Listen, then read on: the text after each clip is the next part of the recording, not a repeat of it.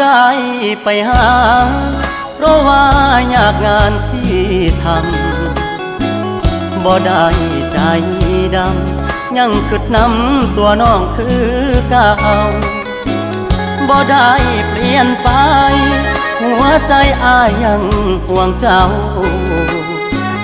บ่ได้ปล่อยให้เงาเสาร์อาทิตย์ติดงานโอทีได้แต่โทรหาน้องคงจะไม่ว่ากันบ่เคยเปลี่ยนพันสัญญาหากมันคนดีบ่ได้กักมีกิ๊กบ่ได้หลีกสัญญาที่มีย้อนงานยุ่งอีหลีคนดีอย่าเครียดอายเด้อขอหาสุมือเจ้ามาคือน้อยใจเฮ็ดหยังหยุดงานวันวาง